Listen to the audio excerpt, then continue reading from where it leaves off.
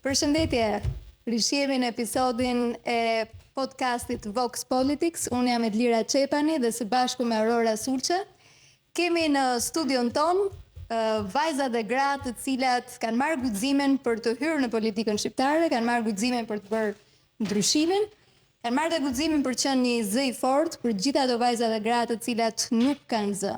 Fatkeqësisht në median shqiptare nuk i shohim shpesh vajzat dhe gratë dhe pyetja që na vjen në takime dhe studime të shumta është ku janë gratë e politikës, çfarë janë duke bërë. Pikërisht prandaj në këtë podcast ne kemi marrë dhe të ftuara dhe për t'i dëgjuar se ku janë gratë e politikës, çfarë bëjnë, me çfarë merren, cilat janë sfidat e tyre dhe çfarë ndryshimi kanë hyrë për të bërë në politikën shqiptare. Sot kemi kënaqësinë e veçantë të kemi një personazh shumë interesant të politikës shqiptare, është një vajzë e cila ka lënë La Sapienza, ka lënë Italinë, atëherë kur gjithë duan të largohen, ajo është kthyer në Shqipëri, ka zgjedhur të kthehet dhe ka zgjedhur të kthehet jo në kryeqytet, por në fshat për të dhënë një kontribut atje në zonën rurale ku pikërisht Shqipëria ka më shumë nevojë. Rigerta Loku është kënaqësi e veçantë që jemi bashkë sot me një nga politikanet e reja, po me kontribut shumë interesant në politikë, apo jo Aurora? Po, në fakt, mirë se erdhe Rigerta, je vërtet një model shumë i veçantë, por edhe shumë për të admiruar. Nga ato modelet që fatkeqësisht sot i kemi të pak, nuk po them nuk i kemi, se Dira është, unë jam pak kategorike. Disa i kemi dhe këtu. Është më e butë. Disa i kemi dhe këtu në tavolinë. Por është vërtet shumë e rrallë të merresh me një sektor i cili pavarësisht dashurisë që kanë ata që janë lindur dhe arritur në fshat, po vrapojnë të ikin. Unë merrem me bujësinë prej vitesh tashmë dhe është një nga ato gjërat që më dhëmb, sepse në fundore e vuajnë të gjithë. Ndërsa ti përpara se të thellohemi te bujësia, se është ajo që na prek, unë doja thjesht të përgëzoja dhe të thosha që mirë se na erdhe. Dhe bravo për ndjesitë që na jep dhe për modelin që na jep për te punës tënde. Kështu që jam e sigurt që ti në politik do kishe një bujësi më të mirë. Apo jo Elvira. Dhe jo vetëm. Është vërtet dhe pyetja që vjen, domethënë, vjen natyrale është pse vendosi Rigerta të angazhohet në politikë? Se besoj aty fshati ka punë plot, nuk ishte një dhe plus ka përzimin mund ta kishte bërë më kollaj nga La Sapienza. Nga La Sapienza këto i kemi parë që po na vijnë modele që kanë mbaruar Oxfordin, kanë mbaruar nga La Sapienza, kishte ardhur më kollaj. Si sa nga vit po. Unë kam studiuar për shkenca politike dhe marrëdhënie ndërkombëtare. Unë kam shkuar në Itali për të studiuar politik dhe për të kthyer dhe për të dhënë kontributin tim në vendin tim. Kur u ktheva, të them të drejtën, rralla në politikë ishte shumë e madhe, ishte një betejë brylash dhe një luftë e paperceptuar, ashtu siç është dhe sot, dhe bashkë me tim shoq kishim menduar përpara që të kthehemi atje ku kemi zemrën, atje ku ndjehemi të lirë, atje ku marrim frymë lirisht, sepse këtu në Tiranë kam vënë re që edhe në sensin e frymëmarrjes nuk merr dot frymë lirisht, jo më në sensin e lirisë, kështu që si kemi ardhur 7 herë më të ndotur se norma mesatare në Europë. Dhe unë kam vendosur që nuk është një detyrim dhe jam e gjendur e detyruar të qëndroj atje. Unë e kam menduar si zgjidhjen më të mirë për të rritur fëmijët e mi atje ku jam. Për ne kjo ishte gjë më natyrshme, kam shkuar për shkenca politike sepse kur kam qenë e re, unë jam lindur e rritur në Mamurras, një qytet problematike, prindrit e mi të dy janë mësues, nuk vim nga një kulturë lektorale bujqësore, unë jam rritur mes librave dhe mes punës, sepse i madh gjithmonë ka thënë, të punosh nuk është turp. Puna është nder, jo se e ka thënë ai apo e themi ne këtu, po puna e lartëson njeriu. Kështu që kur vija nga shkolla bëja punë dhe çdo punë është e vështirë. Është e vështirë blegtoria, është më e vështirë politika. Të gjeti politika apo i gjete? Domethënë, jo e kam gjetur unë. Asnjëherë s'm ka gjetur. Asnjëherë s'm ka gjetur politika. Si ke gjetur? Ke vajtur, ke pa shqiptare nuk i kërkon. Ja, realisht mund të japi një kontribut. Kur më thua politik, unë jam shumë e vogël në politik.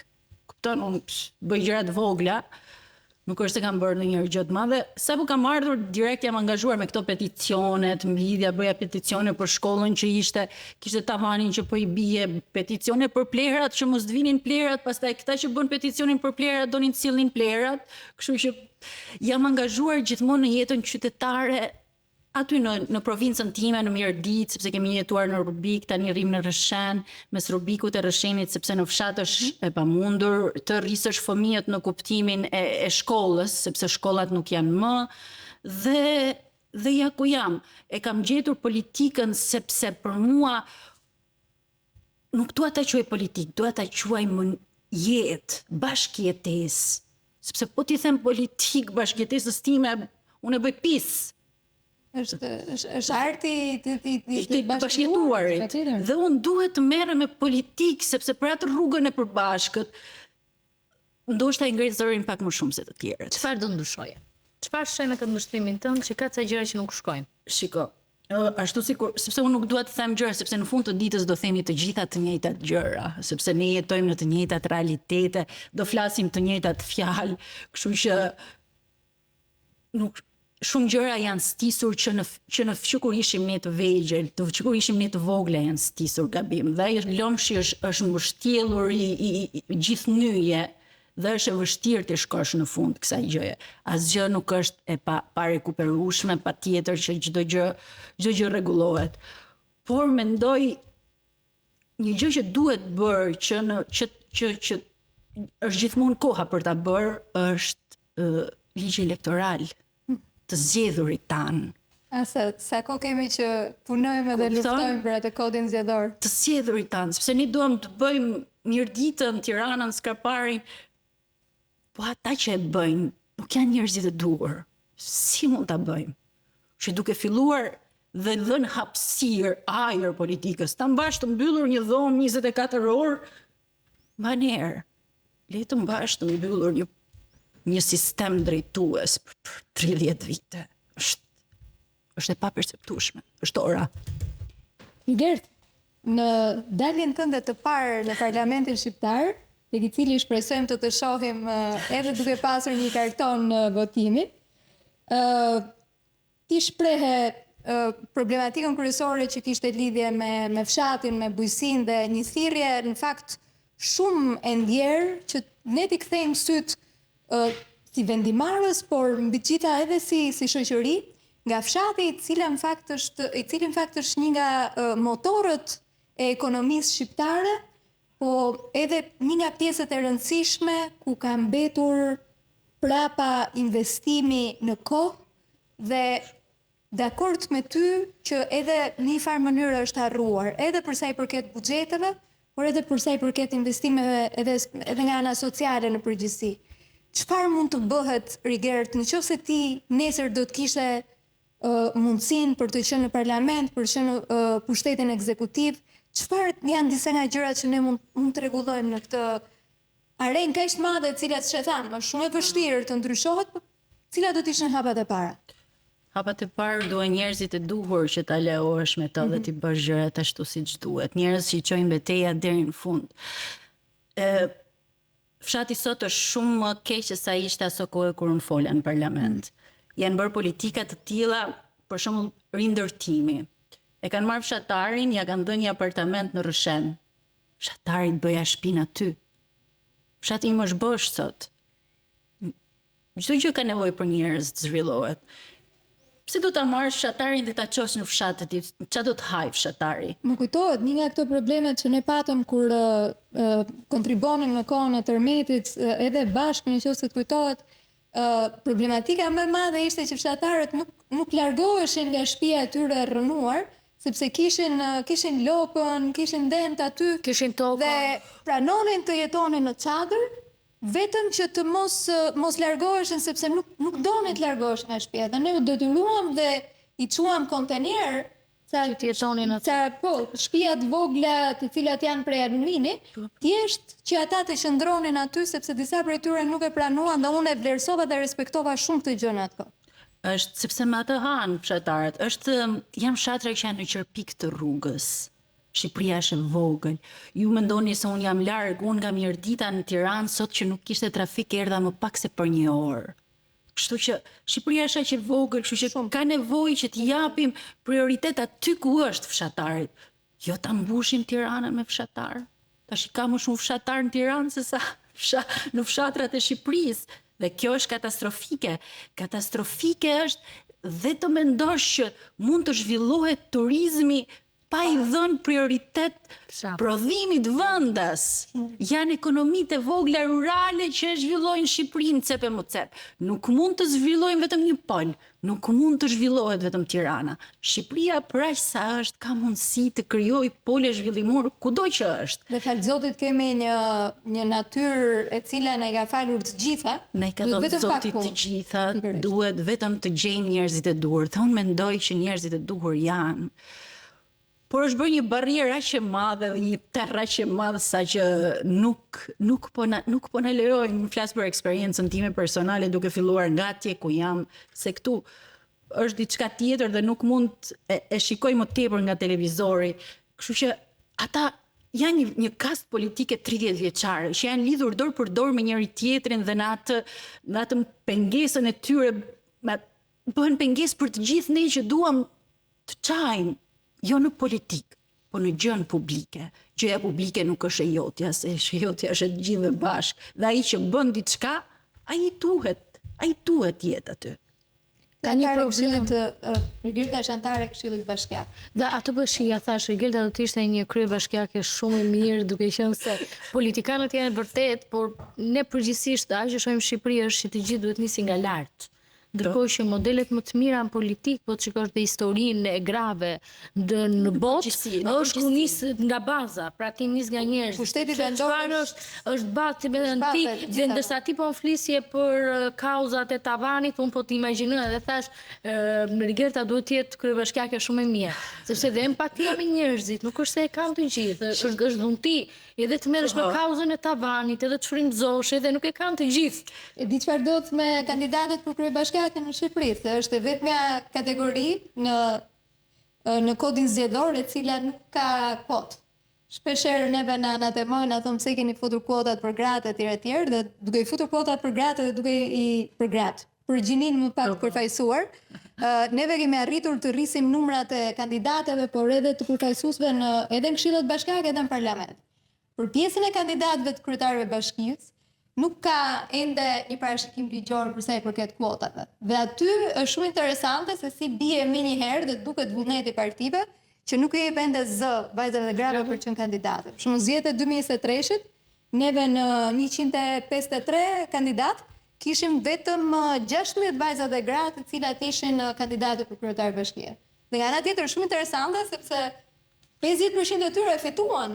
Pra nuk është se nuk e fitojnë. Dhe unë jam e sigurt që urimi yt për Rigerdën mjafton vetëm të jepet mundësia, se realisht pastaj vazhdon vetë. Dhe unë besoj që politikanët të mirë janë ata që të nisin nga baza, nga kryetar bashki apo kryetare bashki dhe pastaj të vesh në parlament. Pa u marrë në hall të vogla. Mundësia dhe partia janë dy gjëra të rëndësishme shumë, kështu që përveç mundësisë duhet partia. Unë me partitë e mëdha s'kam shku kur, dakord. Që t'jeme sinqert, kështu që kam ngelur duke soluar se nuk e qenë dakord, se nuk mendojnë që po kundërshtove dëgjohesh, mendojnë që t'ja dalësh mban duhet të bësh siç thot lideri i partisë të madhe, pse? Po sepse nuk më pëlqen autokracia, nuk më pëlqen sistemet e mbyllura, nuk më pëlqen mos qarkullimi i elitave. Nuk më pëlqen të ngre dorën pa pasur e mbyllur goja, në kupton, unë duhet flas, në rast se mua do të më jepet diçka që nuk duhet votuar, unë nuk e votoj. Kështu që çfarë bëj, shkoj atje në fshat edhe merrem me dhitë mia, kur më duhet të ngrej zërin, e ngrej zërin. Është shumë e rëndësishme të jepet zë pushtetit vendor dhe këtë e shoh nga që jam e angazhuar vetë. Është shumë e rëndësishme që televizionet e mëdha të merren më tepër me pushtetin vendor. Ne mendojmë që nuk është i rëndësishëm, po është krahu operativ i gjithë atyre meseleve që bëhen këtu. Është shumë i rëndësishëm që të gjithë njerëzit që na ndjekin ta selektojnë votën e tyre. Ne kemi në Këshill Bashkiak njerëz që nuk dinë të lexojnë, njerëz që nuk kuptojnë. Po aty janë se kemi votuar ne. Ti shikoje atë që voton, sepse në fund të vitës kemi e keqja vetes tonë dhe arrim votojmë persona të gabuar dhe kalojmë 4 vjet duke u ankuar. Jo. Duhet të sensibilizojmë ta njerëz që vota është arma më e fortë që kemi. Megjithëse kemi vetëm një në dorë. Vetëm një është në dorë.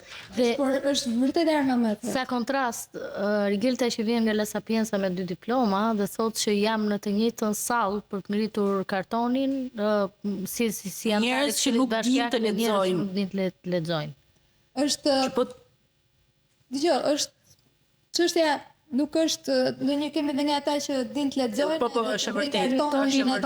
Pa menduar, Jo, ke shumë të drejtë. Edhe por ajo që mendoj unë, jam shumë dakord me Rigeltën, një nga arsyet për të cilat shumë njerëz nuk janë në politikë është pikërisht sepse nuk i jepet, kanë gjithmonë këtë barrierën e faktit që kanë zë.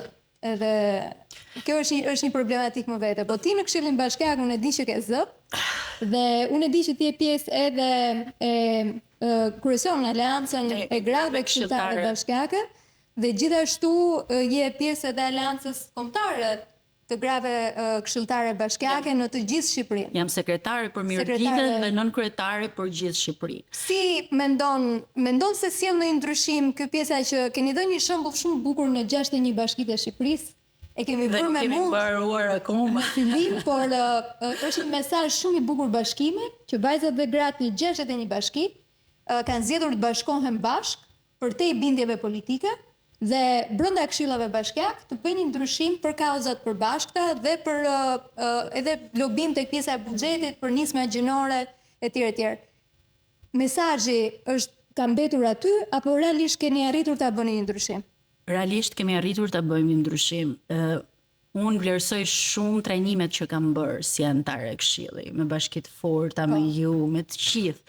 Dhe ato mësime që i kam marrë, jam munduar t'i çoj Mirëditë, po i kam që bukur, i kam që shumë mirë, sepse janë bërë gjëra që s'janë bërë më parë. Ne për të parën herë, për shembull, grave kryefamiljare ju kemi hequr kuotën e pagesës së çerdhes dhe të kopshtit për fëmijët. Bravo. Po këto e kemi bërë sepse jemi trajnuar. Dhe patjetër që atje do të implementojmë këtë njohuri. Prandaj duhet të shpërndahemi dhe në territor. Të vim dhe ne gjithë në Tiranë, leni në një që dimë bëni gjëra atje në periferi, po ndihmojeni, unë jam vetëm. Unë jam them me shumë sinqeritet që jam vetëm. Tani do bëjmë një konkurs me shkollat 9-vjeçare, bëjmë një aktivitet të gjitha gratë këshilltare, bëjmë një aktivitet për kancerin e gjirit, që ishte një ndër aktivitetet më të bukura që kemi marrë pjesë. Kemi marrë buxhet për klasat e fëmijëve, klasat baritore, për fëmijët në aftësi ndryshe që do të blejmë ca materiale, kemi marrë prap buxhet për aktivitete me të rinjt, e kam bërë dhe e kemi bërë me shumë vështirësi, por unë e shikoj që gratë këshilltare në nivel lokal arrin të bëjnë ndryshimin dhe ne na njohin si grupim. Këto nuk u njihte përpara. Ama, si që thash, pushteti vendor do më shumë vëmendje dhe nga media, sepse pushteti vendor vendos se ku do të shkoj buxheti, çfarë drejtimi do t'i japi. Ne kemi buxhetet, gjitha bashkitë mendoj që mbi ashtu sikur ndodh dhe në Mirëditë që mbi 70% e buxhetit shkon për pagat. Atë po kujtoja tani kur në buxhetin e 2025-s kryetarët e bashkive rritën pagat e tyre mbi 70-80%. Dhe nuk u bë me votat edhe të djadhëve, në rastin ku shumica ishin partitë e majta. Vetëm aty thjesht dhe ndërkohë që specialistët e nivelit fundit apo sanitarëve u arritën 15%, po flasëm mesatare dhe ishte frikshme. Gjëja pozitive e kësaj që rritet paga dhe këshilltarit bashkiak. Këshilltarit bashkiak me ligj ka vetëm 1%. 10% të pagës së kryetarit. Shko dhe kjo e kuptoj dhe të gjithë ngrini kartonat, po imagjino një sanitare, po flas 40.000 lekë paga minimale tani. Dhe asaj arrit vetëm 4.000 lekë vjetra, ndërkohë që kryetari i bashkisë ka përzent 85%, është e frikshme, domethënë modeli dhe mesazhi që ti jep tek ai publik, cili ty duhet votojë. Publiku nuk e kartoni dhe nga majta dhe nga djatha. Publiku manipulohet, publiku gënjehet, mashtrohet. Dhe ky është një fakt që duhet ishte dhënë zë shumë, sepse ai kryetar bashkie që kanë votuar për të sjellë më shumë shërbime në komunitet, dhe ai këshill bashkiak që ti ke votuar për të sjellë më shumë shërbime në komunitet, ai këshill bashkiak dhe ai vetëm rrisi, vetëm të vetmet gjëra që kanë bërë, nuk them vetëm Mirdita, po Mirdita, Puka, Lezha, Korbini, të gjitha, ata kanë rritur pagat e tyre. Dhe njerëzit nuk e dinë, mendojmë që këtu po punojmë për të tjerët, jo, e kemi marrë buxhetin e vina fut në xhep tonë edhe po ata nuk e dinë. Dhe media nuk ja ka dhënë rëndësinë e merituar këtij fakti. Ky është një fakt shumë i rëndësishëm. Është vërtet që në fakt tek pushteti vendor duhet të ketë një vëmendje më të madhe edhe për sa i përket buxheteve, po edhe për sa i përket medias, edhe për sa i përket angazhimeve, projekteve se si realizohen. Edhe në fakt një rrugë shumë e rëndësishme, e cila nuk eksplorohet mjaftueshëm me potencialin që ka në pjesën, sepse pastaj vjen edhe kjo problematika e mungesës së ekspertizës, dhe pikërisht është ajo që ti thua, duhen njerëzit e mirë dhe profesionistë të jenë edhe në këto zona për të çliruar gjithë potencialin që kanë zonat. Unë nuk njoh asnjë zonë në Shqipëri, e kam prekur pëllëm të gjithë territorin shqiptar, nuk njoh asnjë zonë për të cilën mund të them që kjo zonë nuk ka potencial të dalë më lart.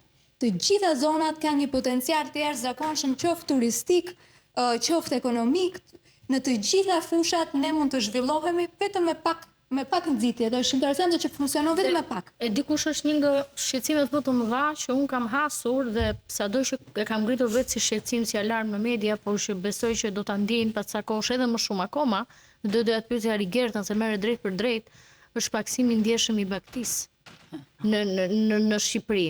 Dhe 7 milion euro më shumë import mishi nga jashtë. Dhe ne dimë se sa e rëndësishëm është mishi për shëndetin e fëmijëve, apo edhe për të ardhme në djathi, dhe është e frikshme, plus pasaj shumica vijnë nga vende të cilat janë jo si shumë cilësore. Po të vinë nga Brazili, Maradona, këtë qenë dhe është e frikshme kjo pjesë. Pra në qoftë se me fshatin lidhjet po paksohen, me blegtorin, nga trojmë Argentinën. Edhe nga Brazili, me pra nga Brazil, 25% e marrim nga Brazili mishin. Ishte rritur tani, Po, është vendi i parë dhe 7 milion euro më shumë import. Ka tregon është e frikshme. Rigelta me fshatin po shkëputin lidhjet njerëzit. Po kjo me baktin është, a ka ndonjë zgjidhje që duhet bërë, domethënë qoftë me që të rigjenerohet pra komplet, duhen një vite, është në disa ishte 7 vite. Absolutisht, nuk është diçka që do të flasim në terma afat gjatë, por do të fillojmë në terma afat shkurtër. Kosova sot për një kokë bakti jep subvencion 30 euro. Shqipëria që në kohën e Sali Berishës jep 1.200 lekë ose 12.000 lekë të vjetra. Është sakrificë e madhe të merresh me fshatin dhe me bujësinë e blegtorinë në këtë kohë. Ne kemi denoncuar fort, unë e para që nuk arrita kurrë të marr fondet e IPARD-it, ato fonde nuk erdhën kurrë atje ku duhet të shkonin. Dhe prap ne vazhdojmë të njëjtit njerëz janë që na bëjnë politikat bujësore apo politikat e Shqipërisë. Fshati nuk ka njerëz, nuk ka se si të ketë kafsh, me ato pak kafsh që kam unë, garantoj që lufta fillon për të marrë atë djath apo për të blerë ato keca. Duhet ta dini që në tetor nuk ka më keca, mish keci, nuk ka, sepse tufat e baktive aq janë.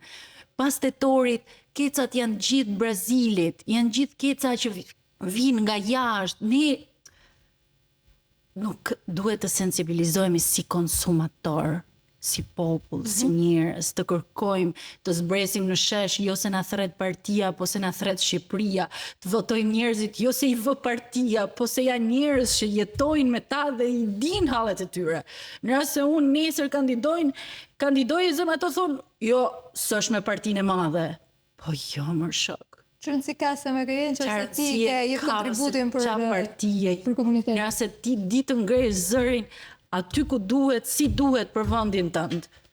Unë jam e sigur që nëse ti dhe shumë vajza dhe gra tjera do ta kenë mundësinë, nuk do të ketë rëndësi loge, do të ketë rëndësi zëri dhe kontributi që ju përçoni në komunitetet tuaja.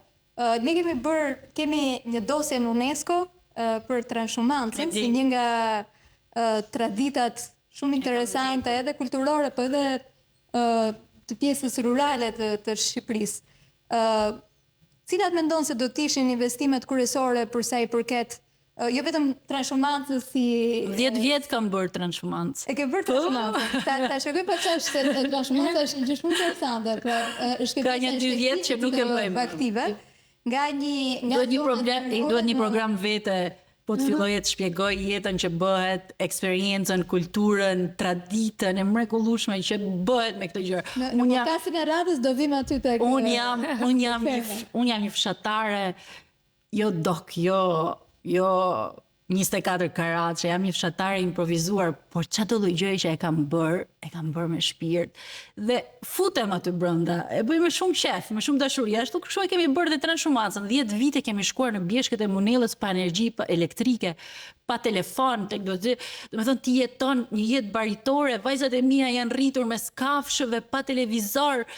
Domethënë është dikush që më ndishte në Facebook dhe kishim komshi pastaj atje në bjeshk, më thot, o Gerta, shiko, mos ta kisha pa vërtet që ti e jeton këtë jetë, unë e kam menduar se ti vetëm e vën në foto në Facebook, kështu që unë jetoj një jetë shumë reale dhe në Facebook më del shumë pak kohë për ta treguar, sepse nuk tregoj që të reklamoj, tregoj që të them që fshati është dhe jetohet gëzueshëm. Çfarë duhet të ketë një grua apo një vajzë për t'ia dalë mban? Se ne themi del mban politik, por kur ti tregon për bjeshkët që shkon aty pa energji, pa telefon, duke si pasaj të merresh me politikën është një gjë më e thjeshtë se sa kjo vështirësia fizike.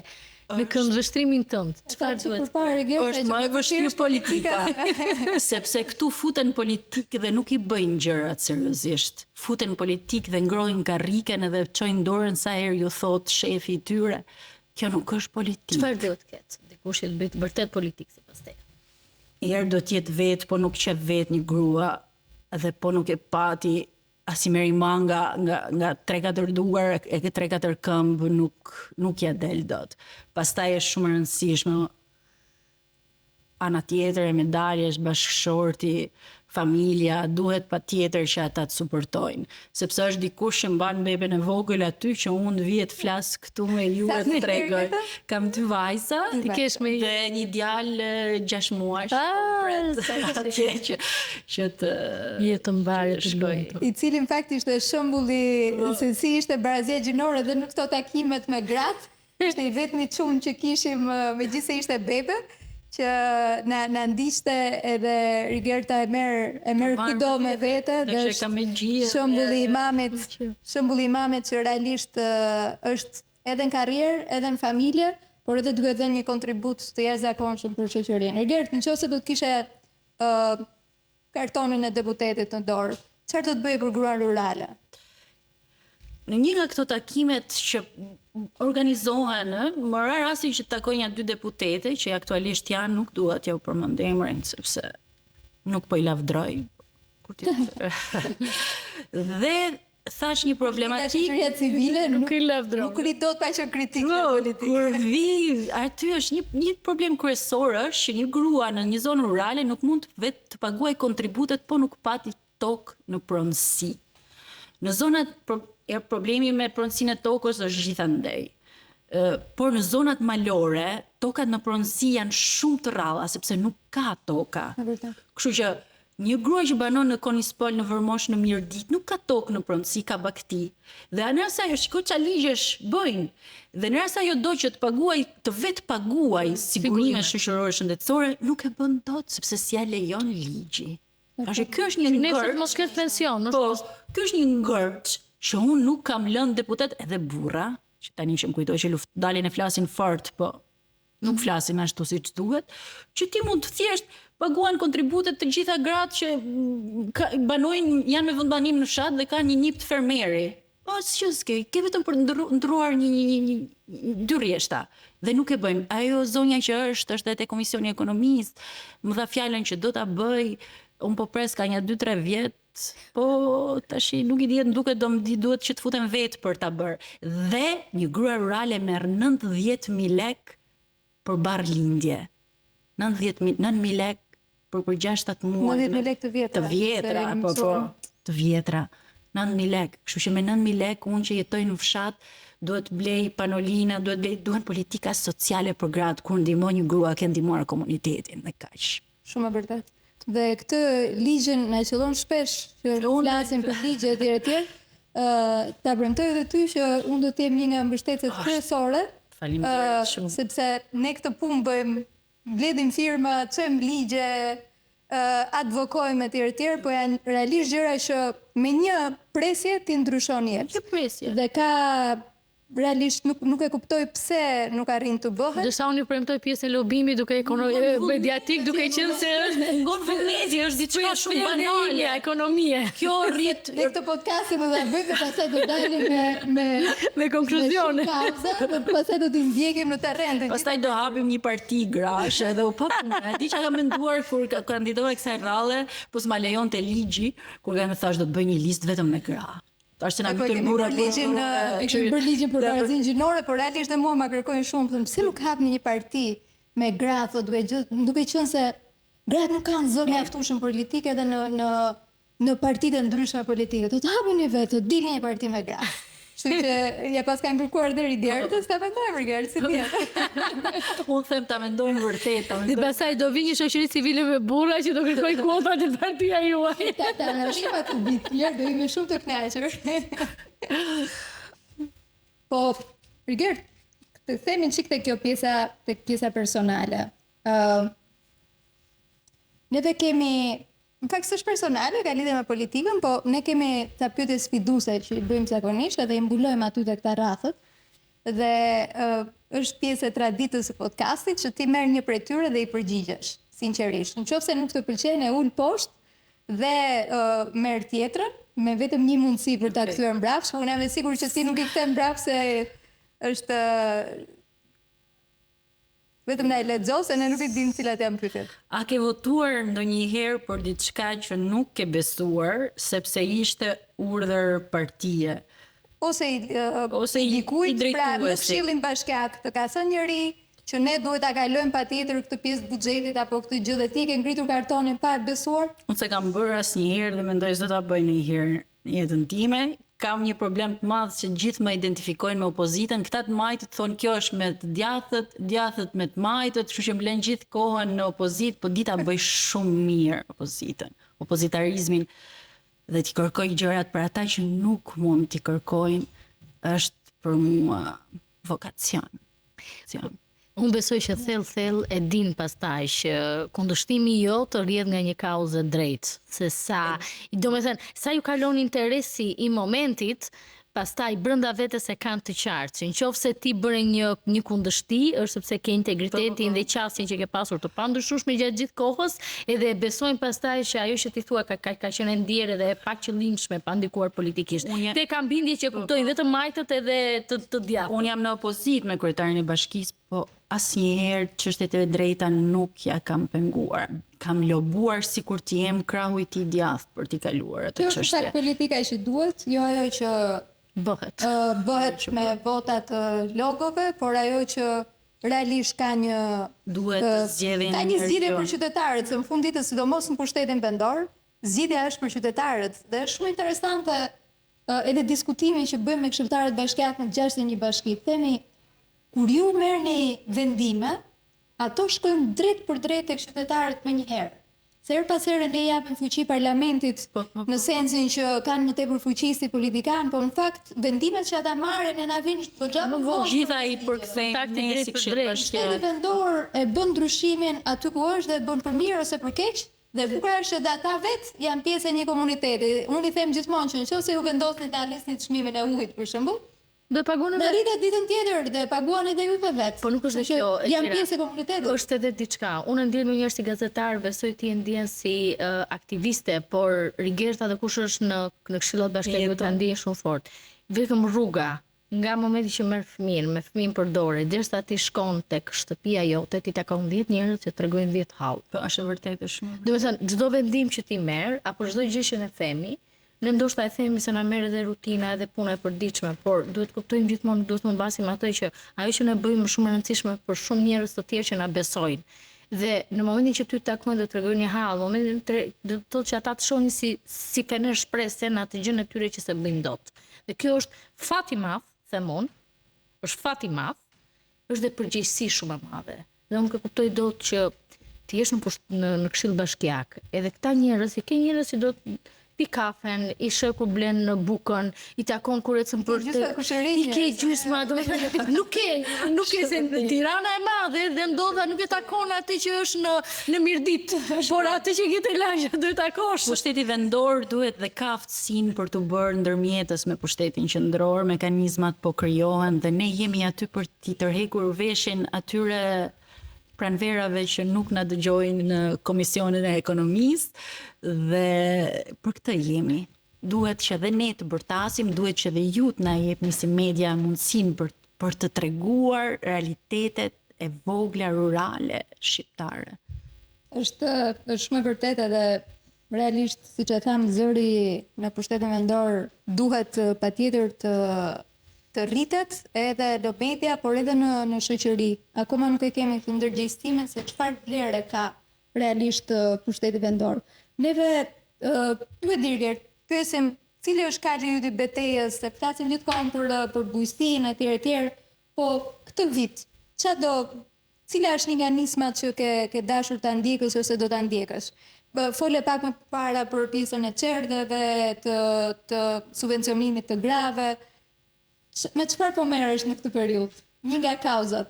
Në këtë periudhë tani po merremi me Këshilli Bashkiak, ne mbledhemi një herë në muaj. Ama për një person që shkon e ulet aty është okay, është në rregull. Ama ka njerëz që i kalojnë gjithë pjesën e muajit duke dëgjuar, duke shkruar, duke studiuar se çfarë mund të bëj diçka më mirë për komunitetin tim. Sot ishte një problem që po diskutoja me tim shoq dhe është transporti i fëmijëve që vinë nga zonat rurale drejt qendrës Rrëshenit, që është diçka katastrofike dhe duhet se s'bën të rregullohet, të zgjidhet, duhet shteti ta marrë këtë gjë në dorë.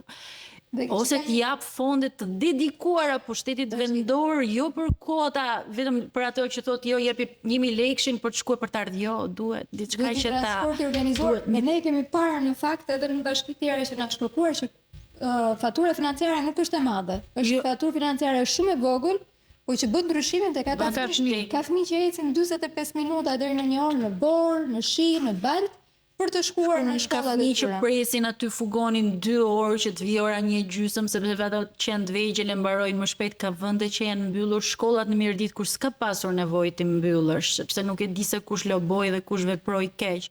Kështu që në pushtetin vendor atje ku jam unë ka shumë gjëra për të bërë. Unë thjesht do të thoja votoni njerëzit e duhur, jo partit. Kaq. Shumë e vërtet, Gerte, dhe në këtë pjesën e modelit të politikës, ke një role model, një model tëndin që të frymëzon në politik, në aktivizëm, në jetën publike? Ke patur në një herë në njëri që thua po, do ta ndjek si shembull? Kam pasur shoqe të mira, kam pasur njerëz që vonë më janë kujtuar sa të mirë pas kanë qenë. Ka qenë një murgesh në jetën time, asaj ja qaj hallin në thojza se ajo më ka zgjedhur degën për të cilën unë studioj sot. Se më ka thënë ti do të shkosh për shkenca politike dhe do të kthehesh në Shqipëri. Dhe unë u ktheva në Shqipëri, modele në politikën shqiptare nuk kam pasur fatin apo fatkeqësinë që të njoh drejt për drejt. Ato që kam njohur nuk më kanë pëlqyer, që të jem shumë e sinqert. Por kam gra që më frymëzojnë, kam sa të duash, se kam Zysh Valbonën që me kancer ka dhënë mësim, kam Kristinën time atje në fshat që dele punon për ditë, kam Lauretën që edhe pse në një dyqan të vogël me një rrogë 200.000 lekë, sot ajo ka 3 fëmijë të mirë shkolluar. Kështu që të e modelet. Të modelet e grave që duam. Edhe që i shohim kaq pak, dhe që janë kaq të padukshme. Dhe këto janë modelet e grave që realisht na frymëzojnë çdo ditë. Faleminderit Riger që na frymëzove, faleminderit Aurora që na frymëzon. Faleminderit Rigerta për emocionin, na bëre ne të qartë. Dhe unë jam shumë emocionale, unë emocionohem kur flas. Unë i adhuroj njerëzit që kanë politikën për pasion, dhe që kanë aktivizmin dhe mendojnë politikën si një mënyrë për të dhënë një kontribut për vendin e tyre, për komunitetin e tyre. Ky vend është i marrë peng. Kështu që ta lirojmë, ju lutem, gratë munden. Me mesazhen e bashkimit vajzave dhe grave të cilat realisht mund të bëjnë ndryshimin, dhe atyre të vajzave që realisht e duan komunitetin e tyre dhe realisht e kanë kuptuar që politika nuk është vetëm një privilegj që e zgjedhin diçka, disa njerëz apo për ndonjë arsye, por është një detyrim politika aktive për cilin e kemi të gjithë për të qenë aktiv në komunitetin tonë dhe për ta bërë ndryshimin që duam, aty ku duam dhe me njerëzit që duam. Faleminderit që ishit me ne edhe në këtë episod të radhës të Vox Politics. Faleminderit Aurora Sulçe. Faleminderit Rigerta Loku. Ja unë Elvira Çepani, shihemi në episodin e radhës në Vox Politics. Mirupafshim.